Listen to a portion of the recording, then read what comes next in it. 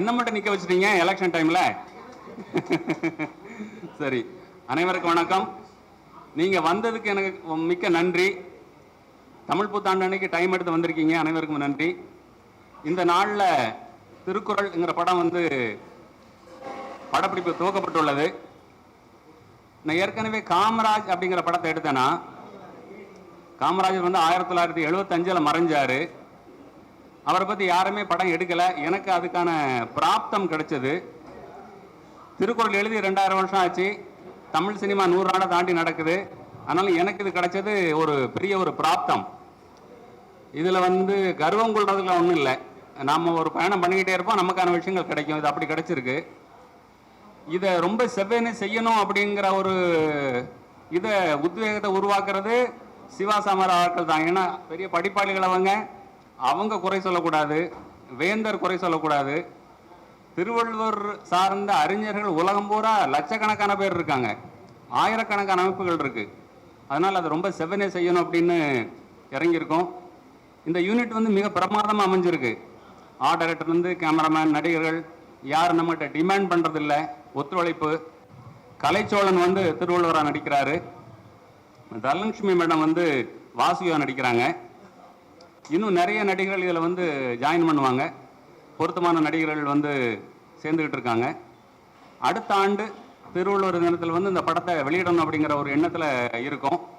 அதுக்கு திருவள்ளுவருடைய ஆன்மா எங்களுக்கு சப்போர்ட் பண்ணணும். அவ்வளோதான் என்னோட சைடு. நீங்கள் எதாவது பேச நினைக்கிறீங்களா? நீங்கள் கேட்க நினைக்கிறீங்களா?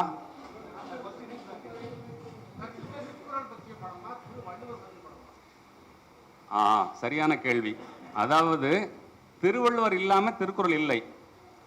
இந்த திருக்குறளை சொல்வதற்கு ஒரு பின்னணி தேவைப்படுது. திருக்குறள் உங்களுக்கு தெரியும், அறம், பொருள், இன்பம். இதை சொல்றது ஒரு பின்னணி தான். இப்போ திருக்குறள் அரங்கேற்றப்பட்ட காட்சி. இந்த திருக்குறளை எழுதுறதுக்கு அவர் எது காரணமாக இருந்திருக்குங்கிற சூழலை ஆராய்ச்சி பண்ணியிருக்கோம். இந்த செம்பூர் ஜெயராஜ் கிட்டத்தட்ட 1 வருஷம் எடுத்திருக்கிறார். எல்லா உரைகளையும் படித்து, இந்த காலகட்டத்தை படித்து அதை ரிசர்ச் பண்ணியிருக்கிறாரு. என்னோட வேலை இயக்கம், தயாரிப்பு மட்டுமே. அதோட கதை பின்னணி, ஆராய்ச்சி எல்லாமே செம்பூர் ஜெயராஜ் எங்க அவர் மேலே இருக்கார். ஆமாம், அவர் தான் காரணம். ஆமாம். அப்புறம் எப்படி நீங்க பாத்துறீங்களா வள்ளுவரை?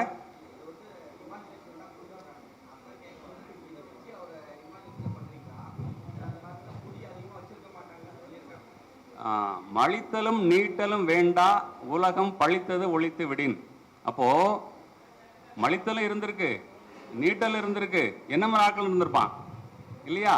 அப்போ அதை நாங்கள் ஸ்ட்ரெஸ் பண்ணலை. நமக்கு குறள் தான் முக்கியமே தவிர, இவர் சர்மா வரைஞ்சது அது ஒரு படம். வள்ளுவரோட காலகட்டம் 1800 ஆண்டு முதல் 2000 ஆண்டு பழமையாக நினைக்கிறோம். அதனால் ஓவியங்கள் அவரை பற்றி, அவர் கன்னியாகுமரியில் பிறந்தான ஒரு குரூப் சொல்கிறாங்க, மயிலாப்பூரில் பிறந்தான ஒரு குரூப் சொல்கிறாங்க. அவரை பற்றி எந்த தரவுகளுமே நம்மகிட்ட திருக்குறள் கிடைச்சே நமக்கு ரொம்ப லக்கில் தான் அல்ல கிடைச்சிருக்காதே. மேலும் எத்தனை பேர் படிச்சிருக்கீங்க திருக்குறளை? யாரும் கை தூக்கல? ஓகே, ஏன் அப்படி? Very good. சரி, ஆமா.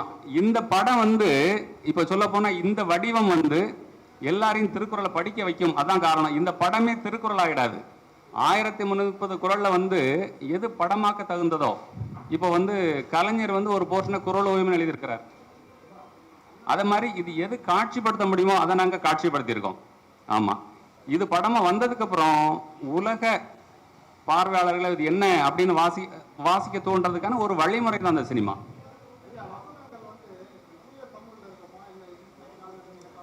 இல்லை, தூய தமிழ்ல தான் அந்த கால தமிழ். ஏன்னா திருக்குறள் தமிழ்ல நம்ம அந்த படத்தை எடுக்கலை. ஆமா, செந்தமிழ்ல இருக்கும். ஆமா, அவர் இவர் கூத்துப்பட்டக்காரரு, அந்த அம்மாவும் கூத்துப்பட்டல ட்ரெயினிங் எடுத்துக்கிட்டு இருக்காங்க. அதனால நடிப்பு அதுதான் முக்கியம். இன்னைக்கு நடிகர்கள் வாங்குற சம்பளம் உங்களுக்கு தெரியும், இந்த இண்டஸ்ட்ரி எவ்வளவு பெருசா இருக்குன்னு தெரியும்.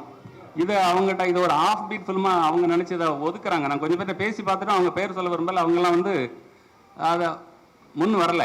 அப்போ ட்ரெயின்டு ஆர்டிஸ்ட் 2 பேருமே கூத்துப்பட்டறையில் இவர் ஒரு டைரக்டர் கம் ஸ்கிரிப்ட் ரைட்டர், அந்த அம்மா ட்ரைனிங் எடுத்துக்கிட்டு இருக்காங்க, அதனால அவங்க எடுத்திருக்கோம். இன்னும் பல பேர் அங்கிருந்து எடுப்போம் நம்ம. அவர் வந்து சொன்ன அவர் 2-3 நாளா தெரியும். லவ் அட் ஃபர்ஸ்ட் சைட்னு கேள்விப்பட்டிருக்கீங்களா? அது தமிழ்ல என்ன சொல்லுங்க ஏங்க, இந்த அளவு கூட இங்கிலீஷ் தெரியாதா? முதல் கண்டதும் காதல். அதாவது அதான் சொன்னேன், இவ்வளவு படித்த ஒரு இயக்குனரை பார்த்த உடனே சரி இவரை வந்து இவருடைய தொடர்பு நமக்கு வேணுங்கிறதுக்காக அவர் அந்த ரோல் கொடுத்திருக்கோம். தாடியோட இருக்கிறாரு, ஒரு ஆளுமை மிக்க மனிதர். நக்கீரர் வந்து கடவுளே கேள்வி கேட்டு வர சொல்லணும், அவர் அந்த ரோல் கொடுத்திருக்கோம். போதுன்னு நினைக்கிறேன், தொண்டை தண்ணிலாம் வத்தி போகுது மேல போயிட்டு.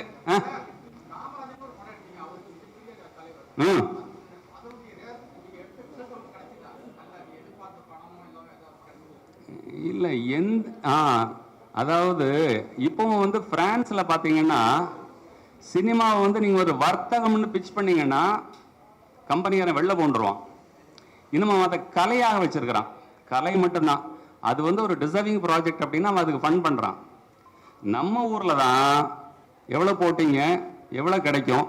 கலை வந்து சினிமா வடிவத்தை விட்டு மோஸ்ட்லி வெளியேறிடுச்சு. இருக்கு அப்கோர்ஸ் சில படங்கள் வந்துகிட்டு இருக்கு, ஆனால் இதை நம்ம வர்த்தகமாக தான் அணுகிறோம். காமராஜ் படம் பண்ணும்போதும் நான் ஒரு பேச்சுலர், அதனால எனக்கு செலவெல்லாம் ரொம்ப கம்மி. அதனால எதிர்பார்ப்புங்கிறது இல்லை, இங்க வந்து வாழ வேண்டும் அவ்வளவுதான். ஏன்னா வாழவே முடியாம வந்துகிட்டு இருக்காங்க. அதுதான் இதோட நோக்கமும் அதுதான். இதை சம்பாதிச்சிடணும் அப்படி பண்ணி இது வந்து ஒரு இது ஒரு பிராப்தம் சொல்றேனே. ஆமா, அப்படிதான் நடக்கும் அது. புரியல.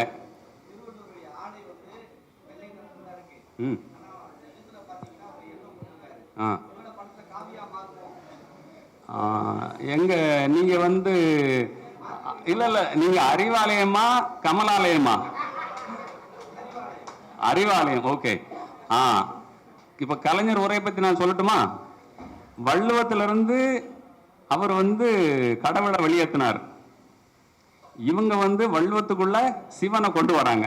ஆமா, இப்ப நீங்க என்ன கேள்வி கேட்கறீங்க? இல்ல, நடு ரோடு நாங்க போறது, மிடில் பாத்.